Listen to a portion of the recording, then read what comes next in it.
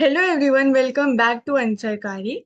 In this video, we'll be continuing with the newspaper series, and today we will be taking up the important articles or important topics of 12th June 2024.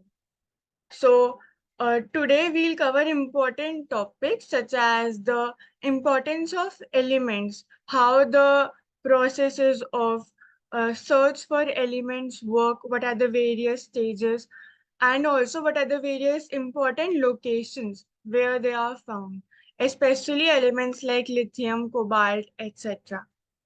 Further, in geography itself, we'll also discuss about the heat waves and how a proper action plan can uh, be efficient in dealing with the effects of heat wave. In economics, we will discuss about a major challenge to India's economy, a major potential challenge that is of household debts, which are increasing recently. Further, we will also be discussing about the security and defense, how we can strengthen it with respect to studying about how China is trying to deal with it and setting up its defense system, integrated theater command, in other words. And also a recent incident that took place in Jammu and Kashmir in a district of a terrorist attack on a pilgrimage bus. So, starting with the first article, why nobody wants Kashmir's white gold. So, here, this term white gold is being referred to as the lithium that is found in Jammu and Kashmir. But since the title says why nobody wants, this shows that the private entities they are restricting themselves a bit to start the private companies to bid for these reserves and start the production and the excavation of these elements. So recently, the Geological Survey of India it has established lithium reserves of 5.9 metric tons in the Salal Haimana area of the Riasi district in Jammu and Kashmir. This puts India among the top 10 countries with lithium reserves. Other top countries which have lithium reserves are Australia, then Chile, which is located in South America. These are the top other countries, and even China. It also has a large account for the production of lithium. So, India is now among the top 10 countries with lithium reserves. And now there is more exploration with regard to the acquisition of lithium, cobalt, and nickel assets abroad. Now, why are these elements so important? Especially talking about lithium, it is majorly used in batteries. Batteries may plus even in the metallurgy it is used, and it is also used as a part of alloys, which makes it important. And these critical minerals, which include lithium, were off limits for private miners in the countries back then. But now there has been bidding that is allowed by the government. But now here the major challenge is that the private players they are opting out of or are not that interested in buying these uh, bids while the auction. And the major reason is कि जो ये reserves है they are unproven and highly speculative. Plus जो ये four stages होती हैं जिनकी यहाँ पे बात हो रही है for the exploration of any mineral deposits, these are G4, GS, G2 and G1. तो ये क्लासिफाई करा गया है बाय UNFC 1997 में, united nation international framework classification for reserves resources. और these are the consequent stages कि जब हम स्टार्ट करते हैं तो G4 is the first stage, then G3, then G2 and then last is G1. और transition from one stage to another it can take nearly decades. So it is a time consuming process. And इससे क्या होता है, जैसे G3 की अगर हम बात करते हैं तो यहाँ पे क्वांटिटी, ग्रेड, मिनरल कंटेंट, इन सब का एस्टिमेशन किया जाता है with low level of confidence. G2 stage में ज्यादा इंटेंस एक्सप्लोरेशन होता है कि एग्जैक्टली कितना है, उस पोटेंशियल को रीच करने की कोशिश करी जाती है। और जो फाइनल G1 स्टेज होती है उसमें डिटेल्ड एक्सप्लोरेशन होता है। तो यहाँ पर जो JNK के रिसोर्सेज हैं, they are currently inferred at G3 stage. तो अभी और भी ज्यादा इसमें एक्सप्लोरेशन नीडेड है, इसीलिए अनप्रूवन और स्पेक्यूलेटिव है, इसीलिए जो प्राइवेट प्लेयर्स है वो करेंटली अपने आप को रिस्ट्रिक्ट कर रहे हैं इस एरिया में इन्वेस्ट करने से। Plus international institute of sustainable development एक इम्पोर्टेंट इंस्टीट्यूशन हो जाता है यहाँ पर। अनदर एस्पेक्ट और another reason is lack of know how, कि सबसे पहले तो जो एक्चुअल डिटेल्स हैं उनमें there is not that assurance कि कितना अवेलेबल है, कहाँ है, एक्सेट्रा। प्लस एक्सट्रैक्शन में भी there are several challenges that exist. जैसे कि most of lithium being mined globally today, वो या तो ब्राइन के फॉर्म में होता है, which is accumulation of saline groundwater enriched in lithium, या फिर in the form of hard rock, जैसे कि ऑस्ट्रेलिया में। तो ब्राइन जैसे कि सलाइन ग्राउंड वाटर के साथ जब लिथियम मिक्स होता है, और हार्ड रॉक जो कि रशिया में पाया जाता है। लेकिन जो जम्मू एंड कश्मीर का लिथियम है वो ना तो ब्राइन है ना ही हार्ड रॉक है, बट क्ले डिपॉजिट्स हैं जो कि मिक्सड है विद अदर मिनरल्स जैसे कि बॉक्साइट। तो अगेन एक्सट्रैक्शन की यहाँ पे चैलेंजेस है टेक्नोलॉजी में कि कैसे एक्सट्रैक्ट करेंगे। तो ये अनटेस्टेड है करंटली जो टेक्नोलॉजी है globally. Plus another countries also first come, यहाँ पे ऑप्शन की जब हम बात करती है तो बात करते हैं तो first come first serve basis होता है बाकी की, जैसे कि ऑस्ट्रेलिया और कनाडा की कंट्रीज में। बट इंडिया में देर इज अ डिफरेंट केस। यहाँ पे इंडिया में देर is not much of investment in this. Continuing with the same topic, कि जो private firms है, they have reservations about JNK's lithium reserves. So as we read here about these two terms, that is unproven and highly speculative, plus know-how का जो issue है कि how do we extract them, because जो technology है clay के deposits को find out करने की, that we are not aware of. So it takes about 2.2 million liters of water to extract 1 ton of the metal. तो again environmental impact की जब हम बात करते हैं तो it also has a huge impact. तो sustainability भी यहाँ पे important हो जाती है in order to harness this energy. Plus अगर हम लिथियम की बात करते हैं तो around 75% of imported lithium ion in India वो चाइना से आता है। So here this point becomes important. And when we talk about the geography के कहाँ कहाँ पे इट इज फाउंड, तो साउथ अमेरिका में एक लिथियम ट्रायंगल है which consist of Bolivia, Chile और अर्जेंटीना। ये 3 कंट्रीज है of the which form the lithium triangle. For more than half of the global reserves जो है, its production it is concentrated in Australia, Chile और China. So these are the three major important countries with respect to the lithium production. And इसके अलावा यहाँ पे एक point और हम देख सकते हैं कि लैपटॉप्स एंड इलेक्ट्रॉनिक्स के सेक्टर में तो इसको यूज किया ही जाता है, स्मार्ट वॉचेस में, वेयरेबल्स में, टैबलेट्स में, बट उसके अलावा जैसे स्टेशनरी ग्रिड स्टोरेज है for the solar and the wind energy, and transportation sector में फॉर द इलेक्ट्रिक व्हीकल्स, वहां पे भी ये इंपॉर्टेंट रोल प्ले करता है लिथियम।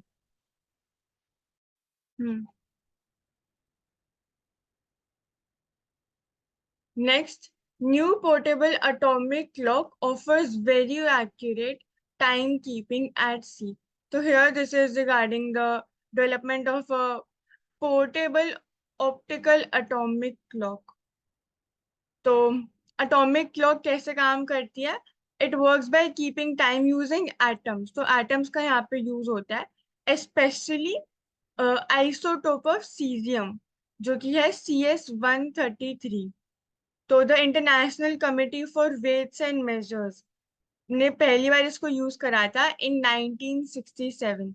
ये एक बहुत ज्यादा स्टेबल एटम होता है जो कि नेचुरली फाउंड होता है, और इसमें एबिलिटी होती है तो jump between different energy levels, जो कि एक फंडामेंटल प्रॉपर्टी है ऑफ ऑल द एटम्स। तो यही इसी को हम यूज करके जो इलेक्ट्रोमैग्नेटिक रेडिएशंस होते हैं उनको यूज करके अब्जॉर्ब करके ये जो इलेक्ट्रॉन्स होते हैं ये एनर्जी लेवल्स को जंप करते हैं विद इन एन एटम।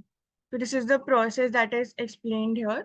और एक्यूरेसी की अगर हम बात करते हैं एटॉमिक क्लॉक्स, तो ये एक फीडबैक मैकेनिज्म के थ्रू आती है जो रेजोनेंस फ्रीक्वेंसी में जो चेंजेस होते हैं उनको डिटेक्ट करती है और एडजस्ट करती है the microwave radiation to maintain this resonance. तो इससे प्रिसाइज प्रॉपर्टीज होती हैं और ग्रेटर स्टेबिलिटी होती है।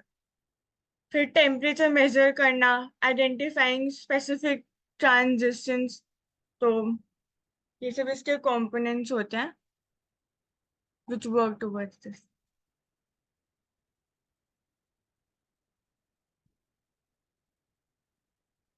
एंड इसमें हम डिफरेंट टाइप की क्लॉक्स भी देख सकते हैं, जैसे कि यहाँ पे ऑप्टिकल एटॉमिक क्लॉक की भी बात हो रही है, जिनमें हम बात कर सकते हैं कि एक्यूरेसी की अगर बात करते हैं तो दोनों में डिफरेंस आता है। ऑप्टिकल में बोला जा रहा है कि ऑप्टिकल जो है वो एटॉमिक क्लॉक से भी ज्यादा एक्यूरेट होगी, क्योंकि उसमें एक तो यहाँ पे एक्सपेरिमेंट किया गया है उसकी एक्यूरेसी को टेस्ट करने के लिए, लेजर सिस्टम को यूज किया गया है, स्पेक्ट्रोमीटर और फ्रीक्वेंसी बॉम्ब। तो यहाँ पे बोल रहे हैं कि जो ऑप्टिकल लाइट है वो जो रेजोनेंस प्रोड्यूस करती है, क्योंकि उसकी लाइन विड्थ नैरो होती है। लाइन विड्थ क्या होता है? एक ऐसी रेंज ऑफ फ्रीक्वेंसी होती है जिसमें जिस फ्रीक्वेंसी के जिस फ्रीक्वेंसी के बीच में ट्रांजिशन टेक प्लेस करती है। तो एटॉमिक क्लॉक्स में भी ऑप्टिकल एटॉमिक क्लॉक का टाइप की यहाँ पे बात हो रही है, एंड न्यू आयोडीन क्लॉक की बात हो रही है। तो डिफरेंट डिफरेंट टाइप्स की एटॉमिक क्लॉक्स हैं। इसके अलावा फ्रीक्वेंसी कॉम जो है, it is a device that generates a series of equally spaced optical frequencies, इसलिए इसको ऑप्टिकल एटॉमिक क्लॉक के अंदर यूज भी किया जा रहा है। मॉनिटर करता है टेम्परेचर, जैसे कि बताया, स्पेसिफिक ट्रांजिशन कैसे हो रहा है, एक्टिवेट कैसे हो रहे हैं डिफरेंट कंपोनेंट्स, देन जो हमारा पूरा सिस्टम है एटॉमिक क्लॉक का वो स्टेबल रह रहा है, एंड उसकी कॉन्टिन्यूस चेकिंग है, प्रॉब्लम्स को आइडेंटिफाई किया जाता है। You can continue. Next, UN declares 2025 the year of quantum science. तो यहाँ पे क्वांटम साइंस की इंपॉर्टेंस की बात हो रही है कि यूएन ने डिक्लेयर करा 2025। तो क्यों इतना इम्पोर्टेंट है? Next year it will be a century since the German physicist Werner Heisenberg published a famous paper in which he reinterpreted a series of tweaks जो कि क्वांटम फिनोमेना से रिलेटेड थे, जो कि डिस्कवर हुआ था in the late 19th and early 20th centuries, जिससे कि फाउंडेशन स्टोन ले करी गई थी, जिसको कि आज हम क्वांटम मैकेनिक्स बोलते हैं, जो कि सबसे स्मॉल जो मैकेनिकल एनर्जी होती है और जो एमिशन होता है रेडिएशन का उससे रिलेट करती है। तो he was awarded the Nobel prize for physics 7 years later। तो नाम क्या है? Werner Heisenberg. तो इसी वजह से it is there. And national quantum mission India ने अनाउंस करा था in April 2023 at a cost of ₹6,000 जो कि 2023 से 2031 तक इम्प्लीमेंट करा जाएगा by the department of science and technology. तो अगेन रिसर्च एंड डेवलपमेंट का भी एक इम्पोर्टेंट पार्ट हो सकता है this mission, national quantum mission 2023। And 4 verticals होंगे इसमें: quantum computing, quantum communication, quantum sensing और मेट्रोलॉजी, और क्वांटम मटेरियल्स एंड डिवाइसेस। तो all these technologies they will be relating to the quantum physics.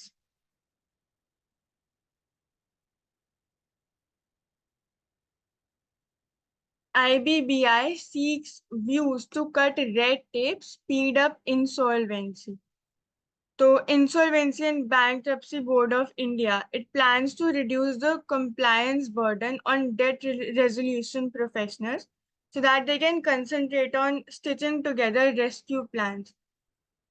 तो यहाँ पे रेड टेपिज्म की भी बात होती है, तो इसमें क्या होता है, एक तरह का ओवर कंप्लायंस होता है ये, जब हम रेफर करते हैं to the formal set of rules and regulations, जिससे कि बहुत ज्यादा डिले हमें देखने को मिलता है in the work, specially which is also relating to bureaucracy. तो ये अदर सेक्टर्स में भी है, यानी कि over compliance with the rules and regulations. तो इसको प्रिवेंट करने के लिए जब हम डेट रेजोल्यूशन की बात करते हैं, तो उसी प्रोसेस में insolvency and bankruptcy board of India ने ये प्लान्स इशू करे हैं। इससे जो नंबर ऑफ फॉर्म्स है और जो इंफॉर्मेशन है जो कि सबमिट करनी होती है प्रोफेशनल्स को, ताकि वो रिड्यूस हो जाएगी, जिससे कि जो ये प्रोसेस है ये सिंपलर और एफिशिएंट हो जाएगा, ज्यादा कंप्लायंस नहीं रहेगी for the formal rules and regulations. तो this will benefit them.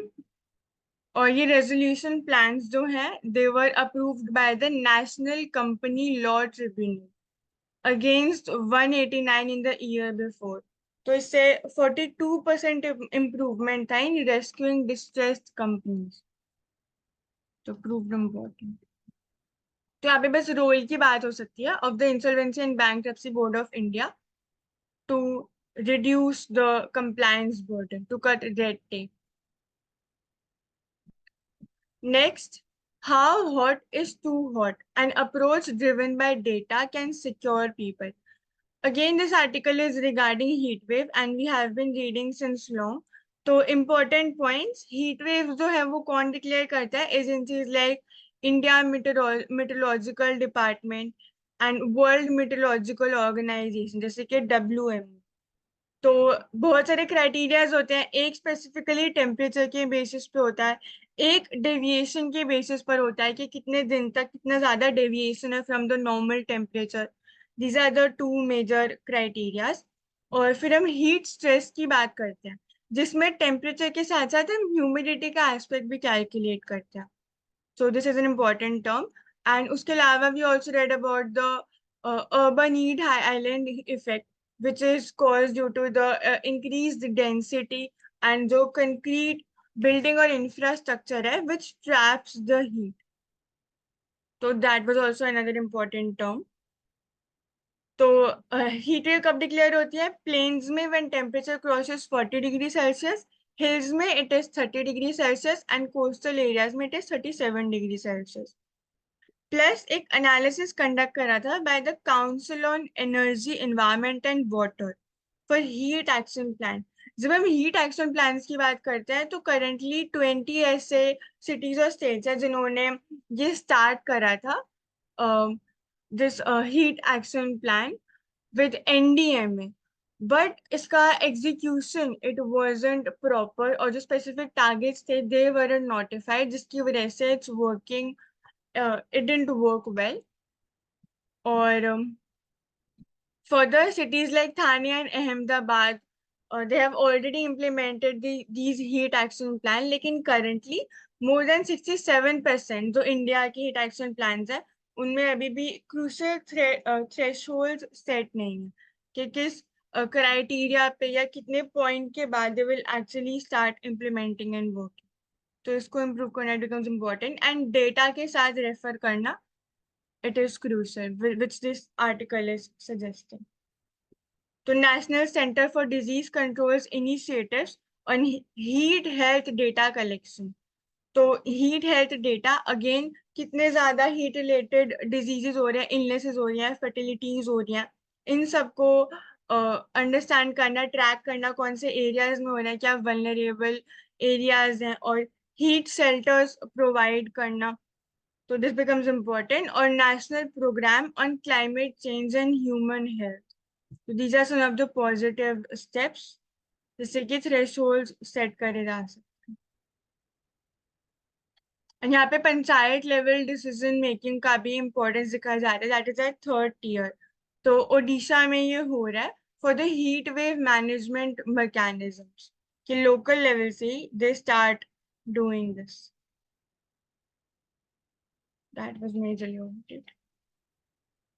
How drone helped cops bust bootlegging of in Aravallis. तो यहाँ पे गुड़गांव की अरावली हिल्स की बात हो रही है नियर रिठोस विलेज, जहाँ पे के bootlegging refers to the illegal liquor का जो प्रोडक्शन होता है एंड सेलिंग होती है, तो उसको it is referred to as, and जो लैंड पर होती है स्पेशली जो इलीगल ट्रांसपोर्ट होता है, तो फर्दर यहाँ पे ड्रोन की हेल्प ली गई थी टू ट्रैक, ड्रोन की हेल्प ली गई थी by the cops to track कि कहाँ कहाँ पर the production is taking place, and 1600 litres catch करे ऑफ स्पूरियस रॉ लिकर, जो कि बैरल्स, ड्रम्स और प्लास्टिक कैनिस्टर्स में स्टोर करी गई थी फ्रॉम द सेट। तो अगेन यहाँ पे लोकल्स की अवेयरनेस दे बिकम इम्पोर्टेंट कि कैसे they can share information of these suspicious tasks that take place, and यहाँ पे ड्रोन जो अनमैन्ड एयर व्हीकल्स की जब हम बात करते हैं UAVs की, तो all these devices they can help us in tracking better. BrahMos has carved India's global imprint in defense arena. तो again defense में usually all these devices and technologies they are not used on regular basis, but they are very important क्योंकि they actually show the potential of a country कि किस हद तक the country it can prevent, एक तरह से हम soft power भी इसको कह सकते हैं, एंड किस तरह से जो कंट्री है it is ready to tackle the other nations in case of war or war-like situations.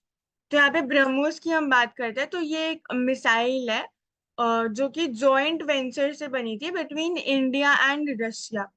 और ब्रह्मोस अगर हम नाम की बात करते हैं तो if you break it into two parts, Brah और मोस, तो ब्र इज फॉर ब्रह्मपुत्र जो कि इंडिया की रिवर है, उससे इसको ज्वाइन करा गया है, और MOS is a river in Russia that is present in Russia, Moskvi करके, तो इसी वजह से its name is such। And यहाँ पे हम माइंड टू मार्केट विजन की बात करते हैं कि जिससे कि एक ग्लोबल फुटप्रिंट और एक लैंडमार्क ऑर्डर क्रिएट होएगा, इंडिया के जो डिफेंस एक्सपोर्ट्स हैं उनमें भी जो एस्पिरेशंस है दे विल बी फुलफिल्ड, और as a one stop source they will work in providing the best in class weapon along the finest operational training, maintenance, or the services, etc., with regard to the BrahMos aerospace. Make in India drive के under ही there is a superior performance जो कि देखी गई है of this BrahMos Aerospace. तो again India's global imprint in defence arena. Next, scientists back new Alzheimer's drug, its benefits versus the risks. So Alzheimer's, it is a specific disease that affects the brain, और फिर जो cognitive functioning है brain की that is affected, and जो memory है या जो reasoning या जो critical elements को find out करने की जो skills होती हैं they are all gone when a person suffers from this disease. Similar to Alzheimer's एक और term होती है dementia. तो dementia is more of a basic term, यानी कि जो कोई भी अगर माइंड से रिलेटेड ऐसी कोई डिजीज होती है उसको हम डिमेंशिया के अंडर कंक्लूड कर सकते हैं, बट अल्जाइमर्स जो है वो एक स्पेसिफिक डिजीज होती है। डिफरेंस की बात करते हैं तो अल्जाइमर्स को हम चेंज नहीं कर सकते, that is it is irreversible, लेकिन जो डिमेंशिया है it can be treated in the early stages, जिसमें कि जो मेमोरी लॉस एक्सेट्रा होते हैं, कॉग्निटिव फंक्शनिंग है, उसको हम वापस से ला सकते हैं। तो यहाँ पे न्यू ड्रग की बात हो रही है which was developed by United states food and drug administration. तो डोनानेमैब है which is a monoclonal antibody जो कि टारगेट करती है deposition of amyloid beta proteins in the brain, जो कि एक डिफाइनिंग फीचर्स होते हैं ऑफ द अल्जाइमर डिजीज के। अब क्यों ये इतना इम्पोर्टेंट है, क्योंकि अगर हम इंडिया की बात करते हैं तो an estimated 5.3 million people are currently living with dementia in India. और जो Alzheimer's है, it is one of the most common forms of dementia. और this prevalence is likely to increase to 14 million by 2050. इसीलिए ये important हो जाता है. But currently due to major side effects etc. of this drug, अभी approval जो है वो delay कर दिया गया. तो Alzheimer's और dementia they become the important terms here and data की without regard. एंड ये ऑल्सो ये जो ड्रग है ये रोकता है या रिवर्स नहीं करता है हमारे अल्जाइमर डिजीज को, बट जो क्वालिटी ऑफ लाइफ है आपकी जो कॉग्निटिव एबिलिटी डिक्लाइन हो रही होती है अल्जाइमर की वजह से, सिर्फ उस सिचुएशन को टेम्परेरी बेसिस पे इम्प्रूव करता है, तो जिससे क्वालिटी ऑफ लाइफ आपकी टेम्परेरी बेसिस पे अच्छी हो जाती है। इसके अलावा इससे रिलेटेड होता है एक प्रोटीन का नाम जिसको बोलते हैं टाउ प्रोटीन। तो जो टाउ प्रोटीन होता है ये बेसिकली इंटेंसिटी रिफ्लेक्ट करता है कि जो न्यूरल डैमेज है वो कितनी डिग्री पे हुआ है, न्यूरल डीजेनरेशन जो है वो कितनी डिग्री पे हुआ है, जो कि डिफरेंट फैक्टर्स की वजह से हो सकता है, जिसमें एक फैक्टर अल्जाइमर भी हो सकता है हमारा। Next, Bihar's call for special category status. तो यहाँ पे स्पेशल कैटेगरी स्टेटस की बात हो रही है which is demanded by Bihar. अब बहुत सारे ऐसे क्राइटेरियाज होते हैं. सबसे पहली बात तो अगर हम बात करें कि स्पेशल कैटेगरी स्टेटस होता क्या, तो इसमें what happens is a state is identified जो कि थोड़ा वल्नरेबल होता है as compare to the other Indian states and specific criterias होते हैं जिनके बेसिस पर इसको आइडेंटिफाई करा जाता है. और उसके बाद आफ्टर गिविंग द स्टेटस जो स्टेट है उसको बेनिफिट्स मिलते हैं जैसे कि टैक्स एग्जेम्पशन या फिर ज्यादा फंडिंग और प्रमोशन ऑफ स्कीम्स एक्सेट्रा. तो सेंटर का रोल और इन्वेस्टमेंट इंक्रीज हो जाता है और स्टेट का कंट्रीब्यूशन इसमें डिक्रीज हो जाता है specially in monetary terms. Criterias क्या क्या होते हैं मेजरली अगर हम बात करें तो अगर हिली टेरेन है और साइजेबल ट्राइबल पॉपुलेशन है तो these are the major criteria जिससे कि जो स्टेट होता है it can demand special category status. अब ये इंट्रोड्यूस कब हुआ था? 1969 में स्पेशल कैटेगरी स्टेटस इंट्रोड्यूस हुआ था on the recommendation of fifth finance commission. तो डिसएडवांटेज स्टेट्स को हेल्प करने के लिए होता है जैसे कि जिनकी जोग्राफिक सोशल और इकोनॉमिक जो उनका स्टेटस है कंडीशन है वो इतनी अच्छी नहीं है, तो उनकी पोजीशन को इम्प्रूव करने के लिए इट वाज डन. करंटली कितने स्टेट्स के पास है? Currently 11 states have the special category status out of 28 states. अगर हम स्कीम्स की बात करते हैं तो तीन तरह की स्कीम्स होती है मेजरली. एक तो सेंट्रल सेक्टर स्कीम जो कंप्लीटली जिनको सेंटर फंड करता है और सेंटर जिनको फॉर्मुलेट करता है. Second is centrally sponsored schemes जो सेंटर ही क्रिएट करता है और फंड भी करता है बट उसमें स्टेट का भी कंट्रीब्यूशन होता है. स्पेसिफिक रेशियो सेट होता है जैसे कि ईस्टर्न कंट्रीज के लिए 90-10 के 90% सेंटर पे करेगा 10% स्टेट पे करेगा और 60-40 का रेशियो भी होता है for the better and richer and good economic condition है जिन स्टेट्स की उनके लिए. और थर्ड होता है स्टेट स्कीम्स तो वो अगेन स्टेट इंटरनली उनको क्रिएट और फंड करते हैं. तो यहाँ पे उन्हीं की फंडिंग की भी बात हो रही है कि अगर स्पेशल कैटेगरी स्टेटस मिलता है तो 90% जो फंड्स है वो सेंटर देगा और 10% वो स्टेट देगा.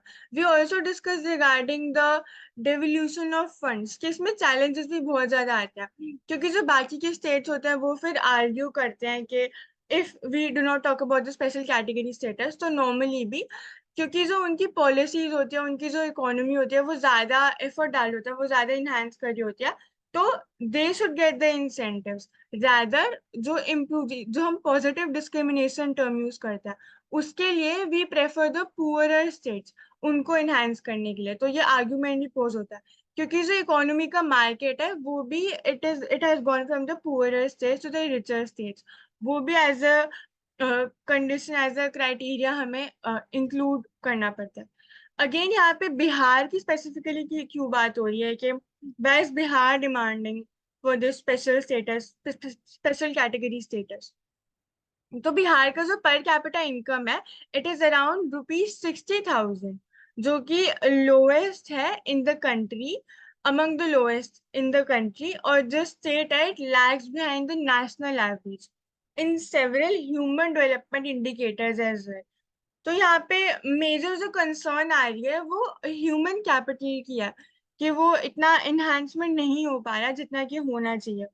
प्लस जो एक्सट्रीम ड्रॉट और फ्लड की कंडीशंस होती हैं बिहार में, they also are major challenge. फिर एजुकेशन हो गया, lack of sources of irrigation, sufficient water, natural disasters.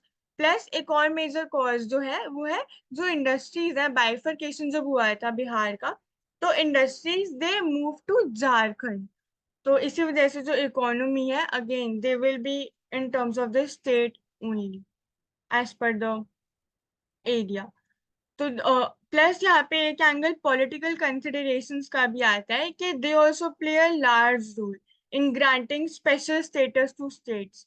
In fact, even in devolution of funds, there are several discrepancies seen, जैसे कि केरला के केस में अगर हम देखते हैं तो अब हम बात करते हैं कि does Bihar need the special category status. तो जो इकोनॉमिक बैकवर्डनेस है वो प्राइमरी रीजन साइड करा गया है for the need of granting the special status to the state. But again, there are several other ways in which we can enhance the condition, क्योंकि ऐसे तो फिर there will be several more states already जो 1/3 states हैं India के, उनके पास जैसे कि 11 out of 28। तो consequently if we keep on increasing it तो majorly all the states will have this status और फिर इतनी importance नहीं रहेगी। उसके बजाय क्या हो सकता है, a stronger rule of law होना चाहिए to further improve its economy। और अगेन यहाँ पे पुअर स्टेट्स जो है, यहाँ पे भी देखा जाता है कि जो रिचर स्टेट्स होते हैं वो ऐसे सोचते हैं कि दे आर बीइंग पीनलाइज्ड क्योंकि उन्होंने बेटर पॉलिसीज का यूज करा है, और जो पुअर स्टेट्स हैं उनको इंसेंटिव्स मिल रहे हैं because they are not creating good policies और एक एफिशिएंट एग्जीक्यूशन नहीं है इसकी वजह से भी। तो यहाँ पे long term economic prospects they will depend on the state's ability to further strengthen rule of law. यहाँ पे it becomes important. India's looming financial crisis. So there is a potential financial crisis that India can see with regard to the household debts that are increasing recently.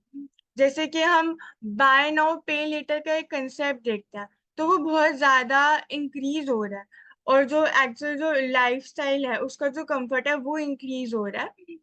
तो यहाँ पे date की बात हो रही है विच इज इंक्रीज। अगर हम आईएमएफ की बात करते हैं तो वैसे तो it has praised the performance of Indian financial sector की रॉबस्ट ग्रोथ हो रही है, जैसे कि जीडीपी में भी 7% ग्रोथ हुई है in this year. Bank lending, low levels of non performing assets etcetera. But एक लार्ज इंक्रीज है इन द पर्सनल लोन्स, तो वो बहुत ज्यादा इंक्रीज हो रहा है। Heavily indebted households and businesses, they sharply reduce spending to repay their debt। तो अभी जैसे कि when a person or individual takes a loan, तो at that particular moment they still just restrict their spending। But एक ऐसा point आएगा when the loans are increasing, अगर हम क्यूमुलेटिव कलेक्टिवली देखें तो, कि एक पॉइंट के बाद everyone they will start reducing there expenditures, जिसकी वजह से एक इकोनॉमिक क्रंच देखने को मिल सकता है। बिकॉज इकोनॉमी जो होती है वो एक्सपेंडिचर पे ही बेस्ड होती है, क्योंकि जो एक पर्सन का एक्सपेंडिचर होता है वो दूसरे की इनकम होता है। That is how economy works. तो यहाँ पे इकोनॉमिक क्रंच कॉज हो सकता है इसकी वजह से, जो कि बिट कर सकता है डोमेस्टिक प्राइसेस को। और ये तरह का हाउस होल्ड डेट का जो बूम है ये एक बैड बूम शो हो सकता है, प्रूव हो सकता है लेटर ऑन। तो कॉजेज मेजर क्या क्या है कि प्रॉब्लम ये है कि there are too many financial services providers, लेकिन जो ऑप्शंस है प्रोडक्टिविटी एनहांसमेंट के वो बहुत ज्यादा कम है कि एक्चुअल किस एरिया में जो है वो लोन्स दिए जा रहे हैं, even if it's for the house hold. क्या वो लेजर एक्टिविटीज के लिए हैं, या क्या वो actually health etcetera medical procedures के लिए हैं, या फिर वो जस्ट लाइफस्टाइल स्पेंडिंग के लिए। तो ये एक इस एरिया को टैकल करना becomes important. Productivity enhancement projects और जो फाइनेंशियल सर्विसेज हैं they are also too many. तो अगर हम इंडिया के कॉर्पोरेट सेक्टर की बात करते हैं तो it has reduced it's investment GDP ratio and borrowing का जो पेस है। तो अगेन अनसिक्योरिटी की भी यहाँ पे बात होती है कि नॉन परफॉर्मिंग एसेट्स जो होते हैं उनका भी पोटेंशियल जो है वो इंक्रीज हो जाता है, क्योंकि जो approximately 1/4 of your house hold loans है दे आर अनसिक्योर्ड, यानी कि कोई कोलैटरल नहीं है इनके लिए। तो again NPS formation it can take place. और इंडियंस दे ओन, जनवरी 2024 की डेटा की बात करते हैं तो Indians hold almost 100 million credit cards up from 20 million in 2011। तो यहाँ पे it shows again buy now pay later credit card facilities और कंज्यूमर में जो इंक्रीज हो रहा है in the expenditure, that is an increase. फिर अगर हम debt service to income ratio की बात करते हैं, और जो इंडिया का जो हाउस होल्ड डेट है वो करंटली 40% ऑफ जीडीपी, जो कि इंटरनेशनल स्टैंडर्ड से लो है, यानी कि जो क्वांटिटी है it is still low, that's okay. But the point है कि जो household debt service to income ratio है कि कितना हम लोन ले रहे हैं, कितनी हमारी इनकम है, it is at 12%, which is among the highest in world. क्यों? क्योंकि जो इंटरेस्ट रेट्स है वो बहुत ज्यादा हाई है, और जो ड्यूरेशन है लोन रीपेमेंट की वो भी बहुत ज्यादा शॉर्ट है, जिसकी वजह से ये जो रेशियो है of debt to income this is high at 12%। तो इसको इम्प्रूव करना इट बिकम वेरी इंपॉर्टेंट कि इंक्रीज कर सकते हैं हम ड्यूरेशन को, इंटरेस्ट को हम थोड़ा सा लो कर सकते हैं, एंड टारगेट ओरिएंटेड हो सकता है कि स्पेसिफिकली किन केसेस के लिए लोन चाहिए, that can take place। Another solution about it is कि जो फाइनेंशियल सर्विसेज इंडस्ट्री है इनको डाउन साइज कर सकते हैं, ताकि जो लेंडिंग कैपेसिटी और प्रोडक्टिव बोरोइंग नीड्स है उनको हम बैलेंस कर सकें। और another point is weakening the rupee, जिससे कि जो एक्सपोर्ट्स है वो इनहेंस हो सकते हैं and they can cushion the downturn when it comes. तो यहाँ पे these are the major points in this article. Next, how to become combat ready. तो यहाँ पे there is a reference that is shown of the India's defence system with regard to China. तो specifically China के defence system की यहाँ पे बात हो रही है कि हाउ इट इज रेडी, और जो integrated joint integrated theatre command है कि तीनों सर्विसेज को मिक्स कर देना है, जैसे कि आर्मी, एयरफोर्स और नेवी को, इन तीनों का इंटीग्रेशन, ताकि बेटर कोऑर्डिनेशन और टैकलिंग हो सके, जो कि अभी एक पोटेंशियल डेवलपिंग प्लान है। When we talk about China, major यहाँ पे एरियल डोमिनेंस की बात हो रही है कि एरियल डोमिनेंस जो है वो बहुत ज्यादा इंपॉर्टेंट हो जाता है if you talk about the Aksai चीन का जो रीजन है, स्पेशली उसकी जब हम बात करते हैं तो वाई, बिकॉज जो लैंड का टेरेन है again that is the only area, और जो लैंड का टेरेन है वो बहुत ज्यादा टफ है। इसकी वजह से एरियल डोमिनेंस जो है वो एक प्लस फैक्टर की तरह हेल्प करेगा टू बोथ द कंट्रीज। तो यहाँ पे चाइना की बात करते हैं तो multi domain integrated joint operations, इसके एफर्ट्स हुए जा रहे हैं। एयर सुपीरियोरिटी और ट्रांसपोर्टेशन कैपेबिलिटीज के लिए air superiority is being used.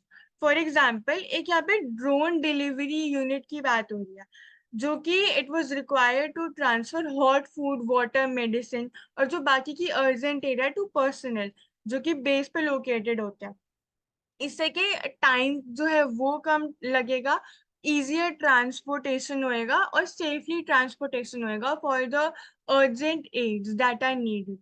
तो लास्ट माइल डिलीवरी रिक्वायरमेंट्स जो है यहाँ पर it can take place. Plus अगर हम इंडिया की बात करते हैं तो India it is investing in its own indigenous very short range air defence systems और man portable air defence system, जिससे कि जो आर्मी एयर डिफेंस कैपेबिलिटीज हैं एएडीज वो एक्सपैंड होंगी। तो यहाँ पे this point is the major point that is important. Plus यहाँ पे इंटीग्रेटेड थिएटर कमांड की भी बात हो रही है कि यहाँ पे प्रायोरिटी जो हम मिलिट्री मॉडर्नाइजेशन का जो एजेंडा है उसकी जो हम बात करते हैं। तो plus you also read about Uddhav scheme, जिसमें हम बात करते हैं कि जो हिस्ट्री के जो जैसे कि वेज थे ऑफ फाइटिंग अ वॉर, उनका हम इंटीग्रेशन कर रहे हैं with the modern technologies for better. Next, UGC allows universities to offer admissions twice a year. So, University Grants Commission, it majorly is the commission which creates plans, etc., for the admissions, etc., for colleges, like for bachelors and also for the masters, etc. सो यहाँ पर एक new amendment यहाँ पे दिखाया गया है, propose amendment के biannual admissions will take place. Currently जैसे सिर्फ एक टाइम पे एडमिशंस होते थे in the July August session, but now January February session will also be included. इससे क्या होएगा, मेजर इसका बेनिफिट कि कैंडिडेट्स को फुल 1 year वेट नहीं करना पड़ेगा फॉर द एडमिशन. तो यहाँ पे again increased opportunity or ease of study, ये this will also increase, but again ये restricted नहीं है, like it is not compulsory to implement. जो colleges etc हैं, administrations, they can with regard to their own infrastructure, teaching faculty, seats etc, they can decide whether they want to go ahead with this plan or not. तो by annual admissions UGC, तो ये एक तरह का new reform है education sector में अगर हम बात करते इट इज नॉट, एंड हम बोल सकते हैं कि it is not compulsory for every higher education institute, जैसा कि मेंशन है. और बेनिफिट्स की बात करते हैं तो जो ग्रॉस एनरोलमेंट रेशियो है, even that will increase apart from the saving of one full academic year. So we can continue in next.